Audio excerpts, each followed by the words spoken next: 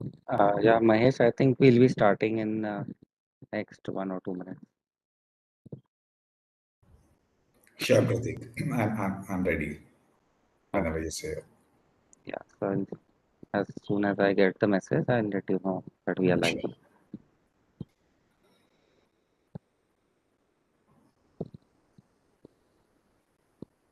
Okay. Uh, Good morning, everyone. Welcome to the new session on of Tinkerpreneur 2022 on understanding the business models. We have with us Mr. Mahesh, who is an engineer from IIT Madras, and he did his post graduation from Indian School of Business, Hyderabad. He has extensive experience of working in the government sector, in the private sector, and he is a successful entrepreneur. So I don't think there is anyone better to take this session. And Mahesh, I hand over the session to you, and great learning, everyone. Thank you, Pratik. Thank you for the kind warm welcome. Hello, everyone. Good morning. I know it's a Sunday, so hopefully you'll find this session on understanding business models helpful, and hopefully you'll learn a little from this session. So, without wasting any more time, I will jump into this presentation. So, hope everybody can see my presentation. Yes, Mahesh, we can see it. All right. Thanks, Pratik, for the confirmation. So, hello, everyone. This is Mahesh Yelai. I'm streaming in from Hyderabad. I've been an entrepreneur, as Pratik is mentioning, for almost close to about 18 years now, right? Uh, been in a startup world, uh, serial entrepreneur, multiple companies. So today, I would like to walk us through about what a business really is, what is the purpose of setting up a business, and then also talk about types of business ownership, right? What are the different types of business ownership? Well, this is not necessarily specific to any country, but with India in mind, we'll look at different ways of forming a business, but this is more or less broadly applicable across the world as well. Then we'll look at what a business model really is, right? What constitutes a business model? And then we'll look at different types of business models and examples of successful businesses that are adopting those business models. And then finally, we'll conclude and open it up for a Q&A. And if there are any questions, please do continue to ask them during the session, and we'll answer as many as possible towards the end of the session, right? So let's. So all of us here on this session might be knowing what a business is, but if you have to define fundamentally what is the purpose of a business, how many of us know what the fundamental principle behind setting up a business is? Why do people set up businesses? What is the purpose of a business, right? uh, if you know the answer, please leave a comment. But we're trying to understand why we set up a business, right? So what is a business? So business is an activity of making one's living or making money by producing or buying and selling, right? Either you could be a producer yourself, you could be manufacturing, you could be creating products or services yourself, or you could be trading products or services, right? So which is buying and selling. Yeah, it is in any enterprising activity, but fundamentally performed for profit, right? For profit. So the purpose of a business is to make money, is to make a profit.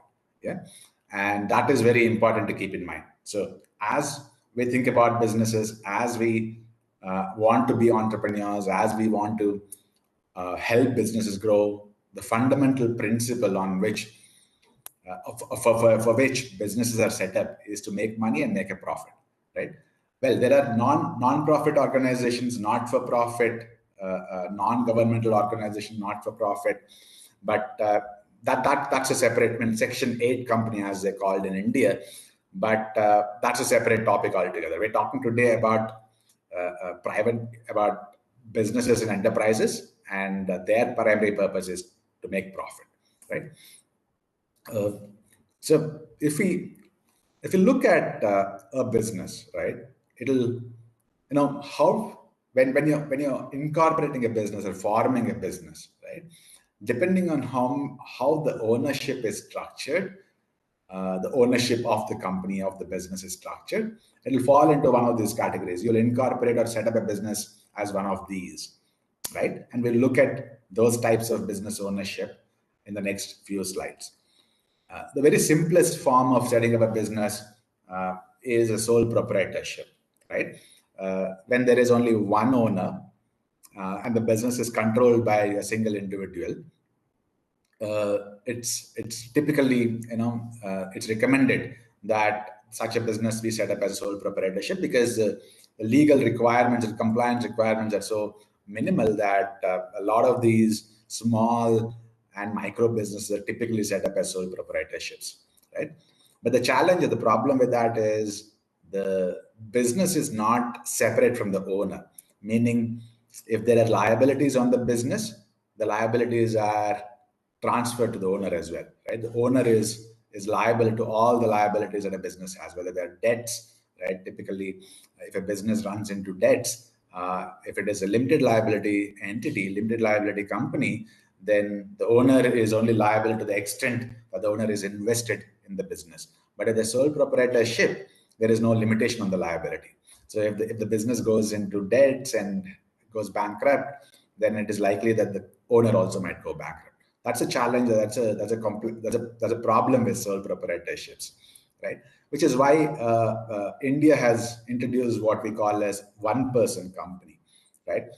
It is pretty much like a proprietorship, except that the liability is limited to the legal entity, right? It is still owned and controlled by an individual. When you don't have partners, when you're a single person setting up a company, you would set it up as a one-person company, right? So it's owned and controlled by a single individual, single person, but the liability is limited to the legal entity. Meaning, if there is if the company runs into loans or debts and goes bankrupt, then the liability is kind of contained within the entity, and the private properties, owner's assets are not necessarily affected or impacted, right? Then, when you want to set up a company with a few of your partners, right, whether they're friends or colleagues, ex-colleagues or whatever, right? So if you want to set up a company with few of your partners, then you look beyond sole proprietorship and one-person company, and they are partnership company.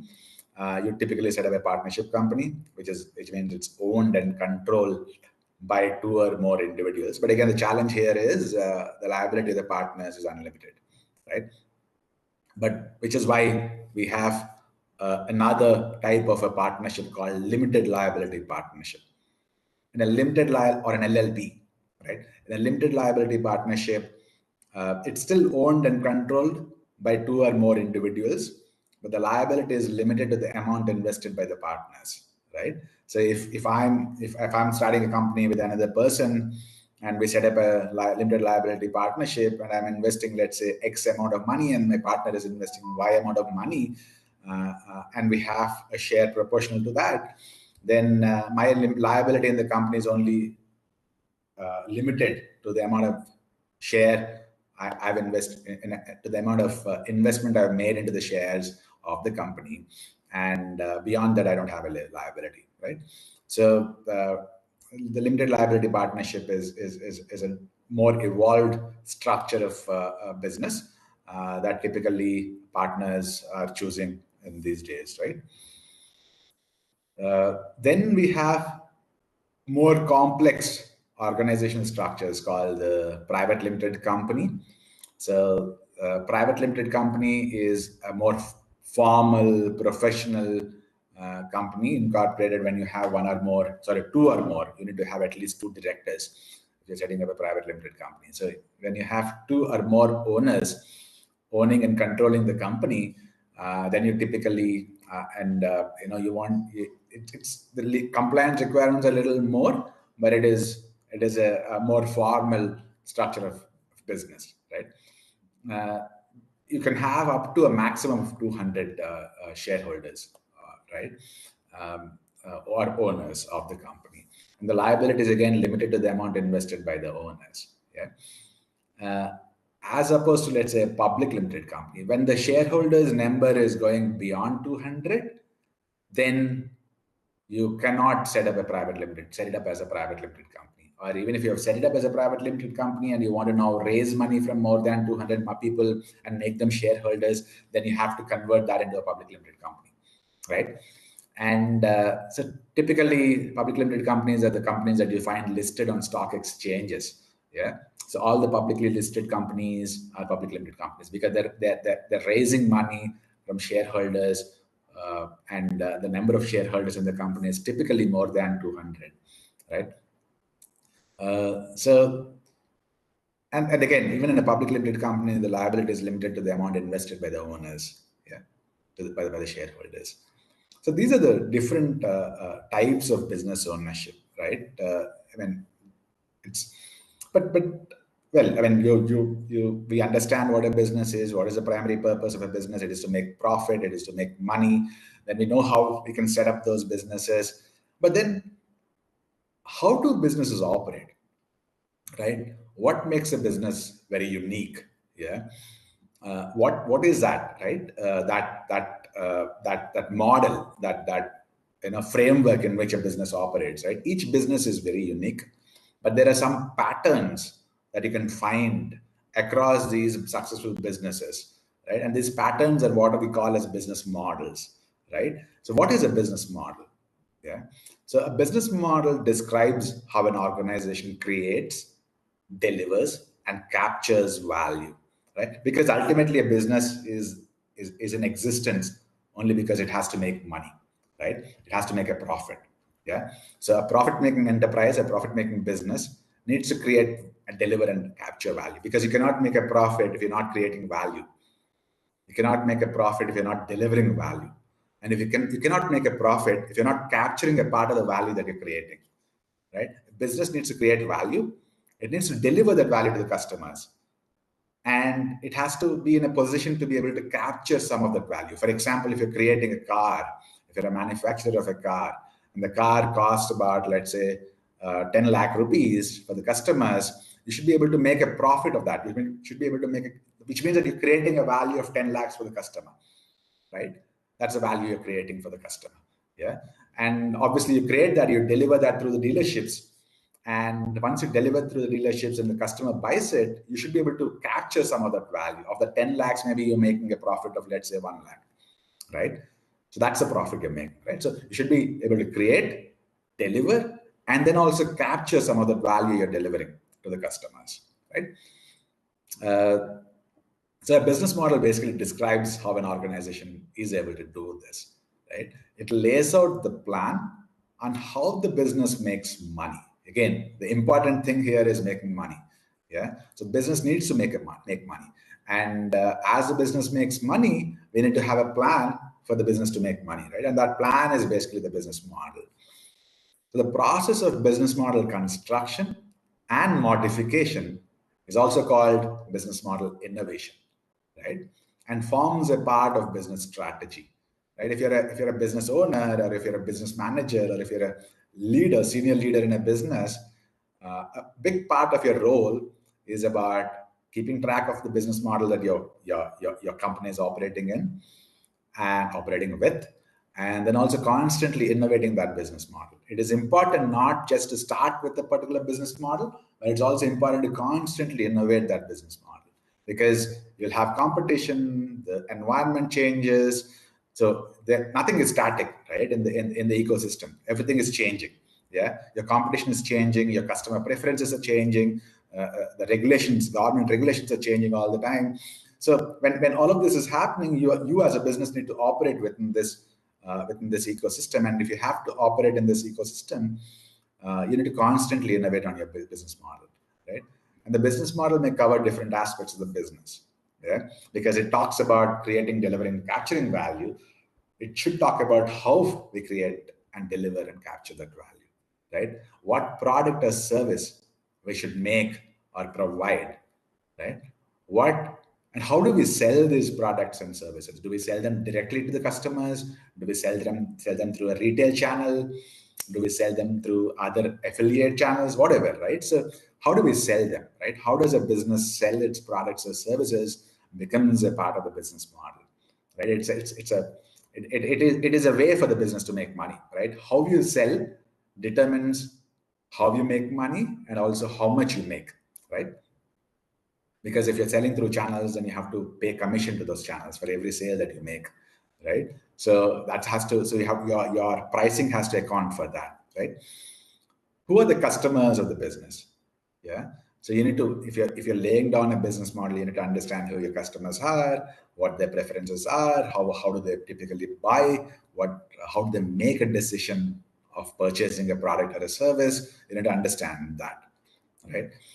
And how a business delivers its products or services to its customers, right? We talked about channels, we talked about retail. So it's important for the business to understand how it should deliver its products or services so that it can make a meaningful profit out of the enterprise, right? So that's what a business model is. And we will look at now we'll look at different types of business models. Now that we understand what a business model really is, we will see how many different types of business models, and we'll also see how companies are using those business models, are adopting those business models, right? Again, if you have any questions, please don't hesitate to leave them in the comments, and we'll answer those questions towards the end of this session as we go along. Yeah? So we talked about what a business model is. So because I come from the tech industry, I'm a tech entrepreneur. Most of the examples here would be from the tech industry, so please bear with me. But you can apply pretty much some of these business models to non-tech industries as well. So I will leave it as an exercise for the participants here to take these business models. And once we're done with the session, maybe next time you'll come across a business, please do see if you can analyze the business model and see which of these business models it fits into, right? So let's talk about the first business model, platform model. So again, there's a lot more prevalent in the tech industry. When a business creates value by facilitating exchanges between two or more interdependent groups, right? So it does not create products or services, or it does not create products, it does not manufacture, but instead it creates a kind of an exchange, right? Whether it's information exchange or any other exchange of goods or whatever, or services, but it creates an exchange, it creates a platform for these interdependent groups of people or organizations or companies, right, to come onto the exchange, come onto the platform, and exchange information, exchange products, right, for money or whatever. And the platform basically captures some of that value. Yeah. So examples of these are YouTube is a great example where we are streaming live for this session, right? So you have it's a platform because you have creators of the content, right? People like us who are creating the content, and then they're consumers of the content, right? And we are interdependent. We cannot, for example, we create content because there are people who want to consume that content, and there are people who are consuming that content because there is good content available on the platform, right? So a platform, YouTube is a great example of a platform, yeah, where it's bringing in people who have this ability to create content, and then there is this group of people who are willing to take that content and consume that content, right? So it's an exchange of information, exchange of content, exchange of uh, uh, uh, you know uh, uh, media, right? Multimedia content, and there are two interdependent groups here, right? That's a value that a platform like YouTube is creating. Similarly, Facebook is a platform because there are people, that the users of Facebook come onto the Facebook, share their stories, and share news about their lives and events and their lives. And there are other, interdependent people who are connected to you as friends or whatever, and then they're also consuming that content and by simultaneously creating content. They're both consumers and producers. They're like prosumers, right? They're producing and consuming the content. Yeah. So that's a platform example as well. So, and again, as businesses create these platforms, they they capture some of the value, right? In case of YouTube, it's probably through advertising, and for Facebook, it is again through advertising. So as they create value for the users, they're also capturing some of that value, right? What the Moving on to the next business model, it's a freemium business model, right? This is more in terms of how you price your products. This business model talks about how do you price your products and services, right? So when, as a business, you give away basic features of the product or service for free, right? You don't charge anything for the basic features. Like, for example, well, LinkedIn, right, is a great example. If you use LinkedIn, there is a basic membership of LinkedIn, and then there is premium membership of LinkedIn. Premium membership is a paid membership, right? So you can for free you can become a basic user of LinkedIn, and if you are interested in the advanced features, then you can pay a certain fee, subscription fee, and then become a premium user, right? So this is a freemium model because you're starting off with free, and then you're expecting some of the users, maybe not all of them, but some of the users to pay a premium for your advanced features, and that's why it's free plus premium, which is why it's freemium, right? And these businesses make money from that premium users, and are able to subsidize the platform cost and subsidize it for the free users, right? And LinkedIn is an example of that. So premium users get advanced features, additional features. So some of the professionals who are on LinkedIn would like to go for the premium fees and become premium members, but it stays free for the basic users, right? Uh, Next model is about subscription model, right? Again, this is about how you charge your customers. Yeah. Subscription model again talks about how you charge your customers.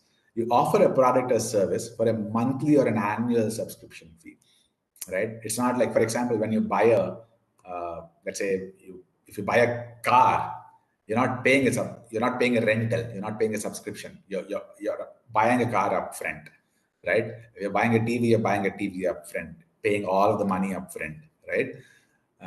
But when you look at an OTT platform, right, such as Hotstar, Sony Live, Netflix, Prime, Amazon Prime, any of these OTT platforms, right? When you when you use that service, you don't pay all the money upfront. You pay for that month, typically, or quarterly or annual, whatever, right? So depending on the plans, depending on the provider. So you pay a subscription fee, you pay a rental fee for that subscription, right? So that's a subscription model.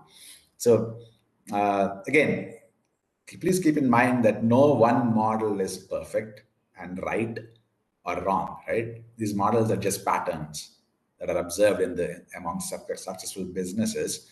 And as an entrepreneur, if you're starting a business, or if you're thinking about leading a business or managing a business, these are the models you want to keep in mind, and you just want to apply the right model for your business, and set up your business for success, right?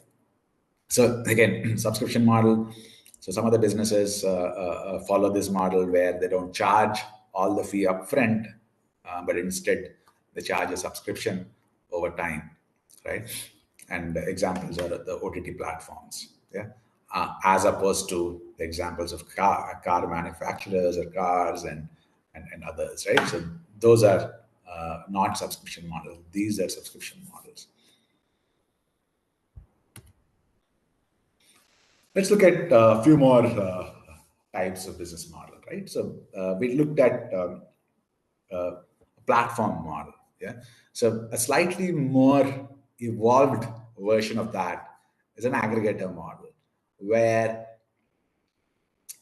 the business itself is asset light, meaning it does not own any assets. Yeah. It just aggregates the services or products from partners. Yeah. So where the business resells a product or service under its own brand after sourcing the product or service from independent partner sellers, right? Great examples of these are Ola and Uber. Yeah, they're asset light. I mean, they don't own the cabs, but they're one of the largest cab service providers in India, right? Ola is one of the largest cab service provider in India, but they don't own any of their cars, right? Instead, what they do is they have these partner drivers who own those cars, or probably they're leasing them, whatever, and then they use those cars. They sell those, resell those services under their own brand of Ola, right, to the customers. So when customers are interacting with the application of Ola app, and making those bookings, they're actually consuming the services of a partner, but they're being sold that service via under the brand called Ola, right? So that's an aggregation model. That's an aggregator model. You're aggregating services and products from different providers and reselling them under your own brand, right? One of the reasons why aggregator models are so successful is because they're asset light. When we say asset light, we're saying they don't own any of these assets that are required to provide these services. Imagine a competitor car rental company that has to buy all those cars, right, as assets, right, as opposed to, let's say, Ola, which is an aggregator. Yeah. Imagine the cost of setting up a business like that versus Ola's cost, right? Ola can scale much faster than those car rental companies that had to own the assets in the olden days, right? So, which is why aggregator models became very successful in the last decade or so, right?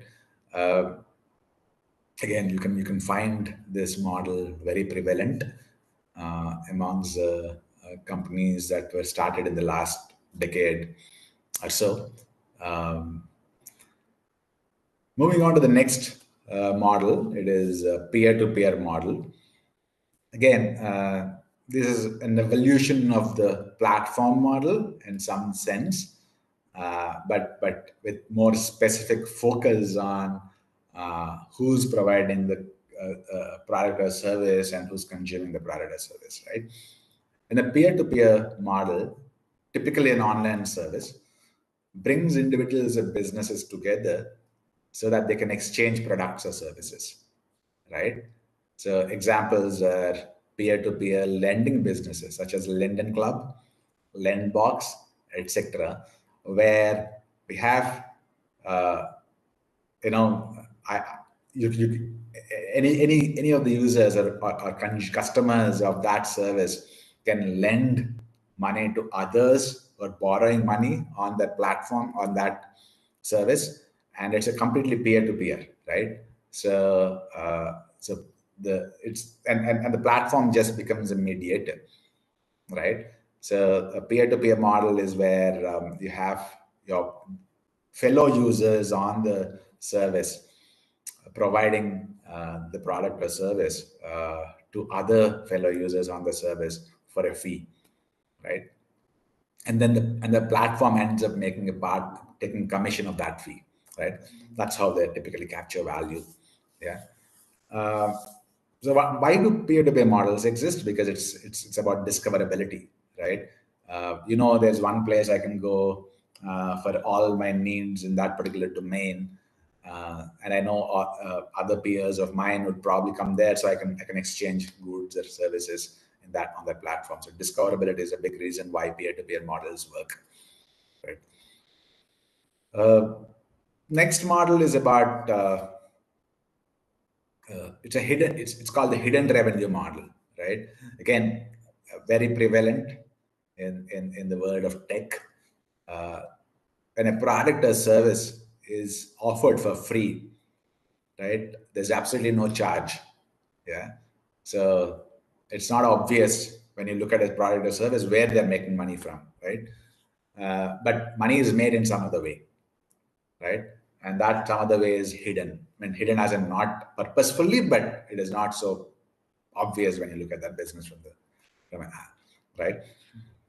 So a lot of these businesses in the modern ecosystem and modern tech world do fall into this category, right? Where the service is free, there's no charge, uh, and the business makes money, captures value in some other way, right? As Tim Cook, who's the CEO of Apple, once said, if you're not paying for a product, you are the product, right? If you're not paying for the product, you are the product. What does it mean? It means that if you're a free user of any service, then you become the product, right? You are being sold, right? For example, if you take Google, you take Facebook, all the advertisers are really looking for you, right? These are called attention merchants, right? They're called attention merchants because they're selling your attention. Yeah. If you're coming to Google to search, all the ads that you see, the advertisers are there because you are coming to the platform, and you're coming to the platform because the platform is free, right? So yeah, and that this is a very popular model because people don't have to pay anything, and the advertisers again are benefiting because these platforms are able to bring these users together, right? So in a hidden revenue model, typically the customer becomes the product, right? And again, there's a further classification of the platform model, right? Typically, hidden revenue models work when there are platforms, right? And we'll see why that is in a short while. Yeah. So let's look at a few more business models, or types of business models, right? There's a very popular and famous model. It's called the razor and blade. So, I mean, if you're somewhat as old as me, or you would have heard about how Gillette kind of revolutionized this, right? So, what Gillette did was it gave the razor, it, you know, the razor was actually, the price of the razor was low, and so that it could make money off the blades that it sells. And typically, those blades will only go with those razors, right? So even though you're losing money on the razor, you don't make any profit on the razor. You just either give the razor out for so cheap, right? But your margins are on the blades, right? So you give away one product or service for free, or even not necessarily. In case of Gillette, it was not free; it was low price, so that you can make money from a complementary product or service, right? That's called the razor and blade model. Uh, same with, let's say, geofiber, right? Typically, some of the plans include the router being free, right? But so Geo is losing money on the router, right? So the router is free, right? But then Geo is making money off the service that you subscribe to, and once you get the router, you have to get the service, right? So you pay for the service. So again, Reliance had started, back in I think almost 15 years ago, 20 years ago, perhaps. Uh, Reliance had done something similar with mobile phones. It would give the mobile phone free, so that you can, you still have to pay for the SIM, I mean, connection, or the subscription to the connection, prepaid plan or postpaid plan, and then that's how Reliance made money. right? So that's a classic razor and blade model. Yeah. Uh, then let's look at another business model. It's called the user-generated content model. Again, typically works in case of platforms because platforms are able to bring in a large number of users together, right? So the value of the platform is typically because there are a lot of users who are creating content in that platform. Yeah. For example, if you come to YouTube, and if there is not many people who are creating content, you would not use YouTube, right? You would prefer to go to uh, some other service like YouTube, right? So the number of users and the content that they're creating adds value to the platform, right? And then the platform, of course, captures some of that value, but their model would be based on user-generated content, right? It's called UGC. So user-generated content model is where platforms let users create the content, and other users benefit because of the content that somebody is creating or producing. Uh, so the consumers and then the producers, and the platform basically enables uh, exchange between these two parties, right? That's a user generated content model. uh, we also have again, user generated content model, like I said, typically works with platforms, and the reason is again because there are many uh, uh, users who are using that platform. Hence, hence there's so much of value that the parties can derive, right? I would like to add there's something called network effect. I don't know if how many of you know about this, but and typically the reason why platforms are so successful is because of the network effect, right? I'll explain what the network effect really means. When you have a platform, let's say like YouTube, uh, the value that me as a user derives is dependent on the number of producers and the kind of content that those producers are producing, right? That's a value. So the value I derive from the platform is directly proportional to the is a function of uh, how many users, how many producers are there on the system, and two, what kind of content are they producing, right? That's called the cross-site network effects, right? Network effect. And for the producers, the value is really in the number of users who are consuming that content, right? If there are fewer number of users, the producers are not going to be so interested. They're not going to put great content on that platform, and the platform will die out, right?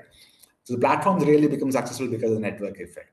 And the network effect could be same-site network effect or cross-site network effect. For example, if you take Uber or Ola, there's a cross-site network effect, meaning uh, if you have, let's say, cab service providers, the drivers, the driver partners, right? If you have many of them available, then you as a consumer can derive more value because you have so many of those service providers available on the platform.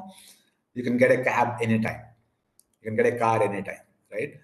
But that's a cross-site network effect. Yeah. And the cab for the cab service provider, there is more value from the platform. They can make more money if there are more consumers or more customers, right? So for them as well, it is a cross-site network effect, right? When it's a same-site network effect, it is typically when you have, let's say, Facebook. It's a same-site network effect where I am a user and my friends are on Facebook who are users like me, and I derive more value when there are many more friends on Facebook, right? If none of my friends are on Facebook, I won't use Facebook. Yeah, because that's the same side network effect, right? I'm deriving value because my friends are there on Facebook and they're creating content, right? If your friends are not on Facebook, you would rather not be on Facebook, right? If your friends are on Instagram or let's say some other social network or social platform, you would rather be there and creating content on that platform. This is called network effect, and this is at play with a lot of successful businesses in the last decade or 2 decades, right? So something to watch out for when you look at a business in this new age, right? Affiliate marketing model. In an affiliate marketing model, the business basically generates revenue by promoting products or services of another business, right? If I'm a business, I'm in the affiliate marketing model. I have adopted the affiliate marketing model. I don't make money by creating products, right? I just sell and resell products or services of some other customers, some other businesses, right, to my customers. An example is Reseller Club. Yeah. Yeah.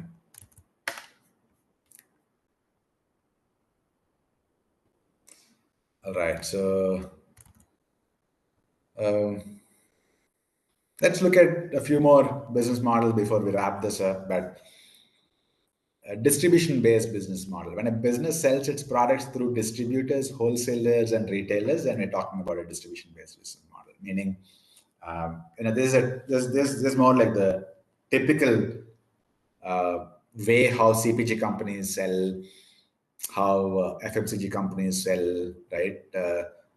How typically most of the consumer products are sold in today's world, right?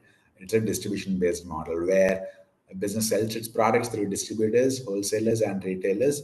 Examples are like we talked about CPG companies such as Patanjali, right? And Hindustan Unilever. You see all their products across all the retail chains, right? So typically you have distributors and you have wholesalers and you have retailers. That's a traditional way of selling. A new way of selling this is direct to consumer, right? This is possible because of the internet. When a business sells directly to consumers without using any intermediaries, right? No distributors, no wholesalers, no retailers. You as a business create the product, manufacture the product, and then you sell it online. Then you're direct to consumer. Examples are Bombay Shaving Company, Mama Earth. These are successful startups which have followed the direct to consumer model. Then in the traditional world, we have something called vertically integrated model, right? So where you you try to own and control all the stages in the production chain, or as many stages in the production chain as possible, right? Then we are talking about vertically integrated business model, right? Example is Reliance. Reliance basically started off with textiles. They used to make textiles. They were the textile industry, and then they kind of went backward and fully integrated all the stages in the production chain. Then they looked at then they set up refineries, and they went into oil exploration as well, so that they're a fully vertically integrated business. Yeah. Franchise model. So we'll look at a few more business models before we wrap this up again. Franchise model. So in a franchise model, a franchisor licenses their resources such as brand, intellectual property, etc., to the franchisee. Right? Examples are all the fast food chains where like Domino's, McDonald's, where the brand McDonald's is licensed, so that I can set up a franchisee or a franchise. As a franchisee, I can set up a franchise of McDonald's and create burgers, produce burgers, and sell. Right, and I pay a license fee or a franchise fee to McDonald's. Yeah, and that's a franchise model. But a different model is company owned and operated chain model, right? Where you have company owned and operated stores which sell the product or service, right? Examples are IOC, BPCL, HPCL, petrol bunks, right? These petrol bunks are owned and operated by the company sometimes. I'm not talking about it all the time, but in some cases, you'll see that typically it's written as COOR, company owned and operated outlet, right?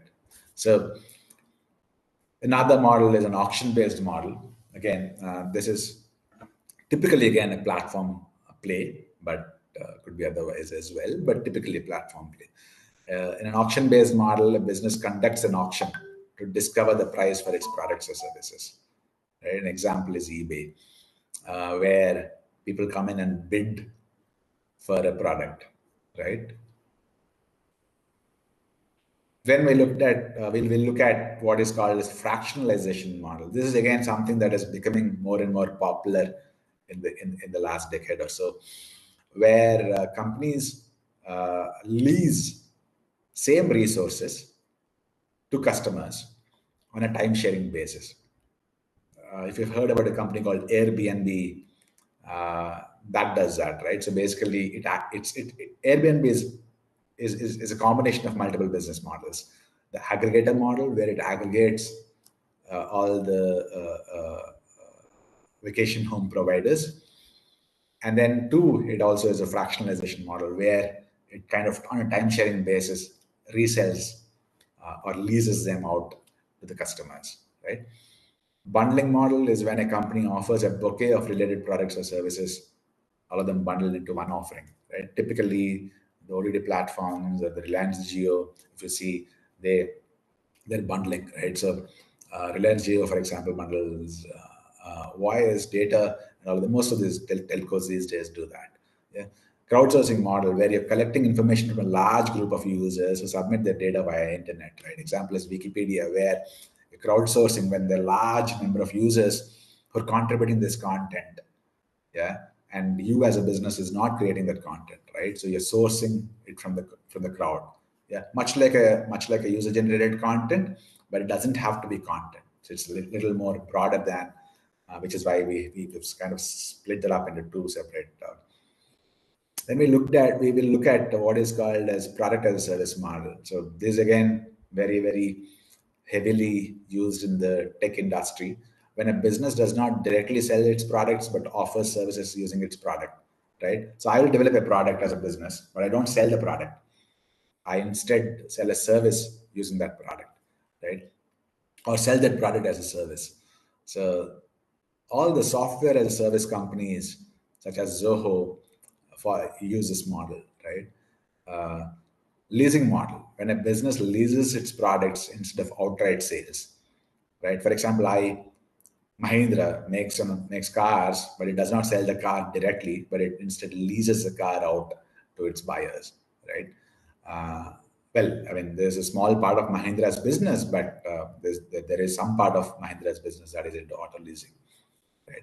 Cash conversion cycle model where businesses operate on very low margin, so their margins are wafer thin, but they get paid but by their customers first before paying their suppliers. So typically, what happens in a typical cash conversion cycle, you pay your supplier, get the supply, get the ingredients or the components or whatever, then you create the product, manufacture the product, and then you sell to customer and collect money from the customer, right?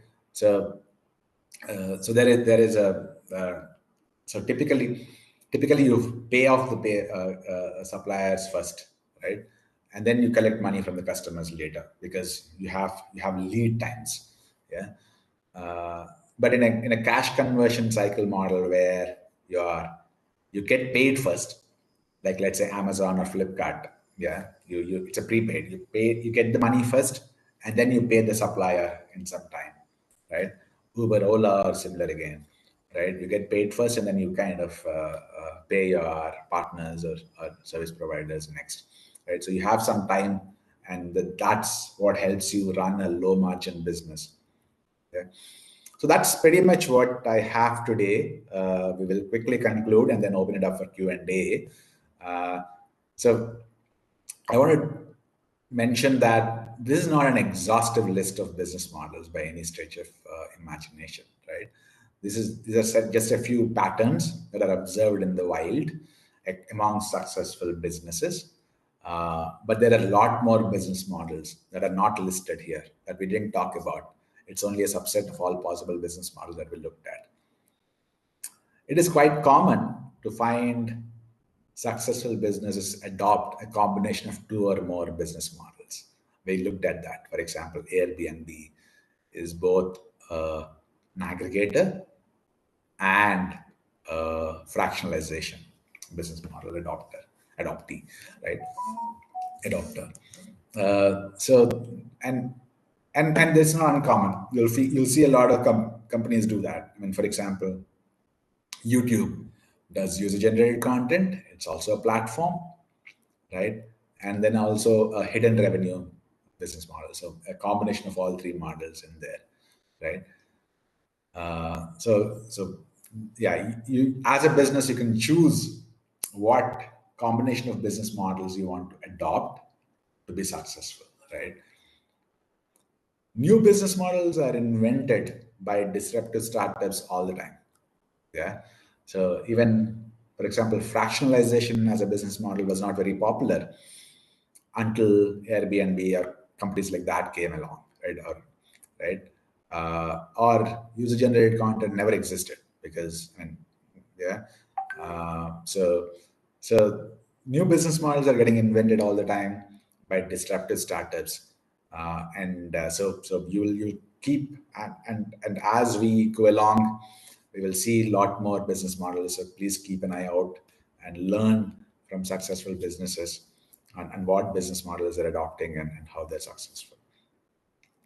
Next time you use a product or service, my request is try to analyze their business model. If you're buying a let's say burger from McDonald's, try to understand what business model is McDonald's into, right? If you're buying, let's say, clothes from a Max fashion store, uh, try to analyze and understand what business model they've adopted. Yeah.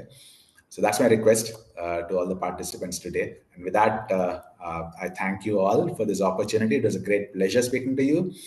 And if you have any questions, I'm happy to answer.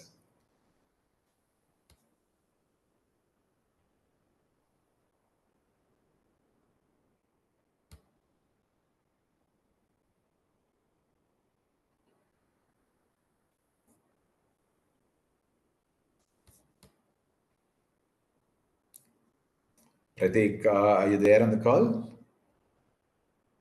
Can you hear me? Hello? Yes, Pratik, I can hear you. Yeah. Yeah. So thank you, Mahesh. Uh, I'm sure the students would have learned a lot about different business models, and we hope to see the application of these models in their projects for the Tinkerpreneur. Uh, I don't think there are any questions on the chat. So I just, yeah, thanks a lot for the presentation, and we hope to see you soon for such more sessions, and we hope to learn from you. Thank you, Mahesh. Okay. Thank you everyone for joining. Have a good day. Bye-bye.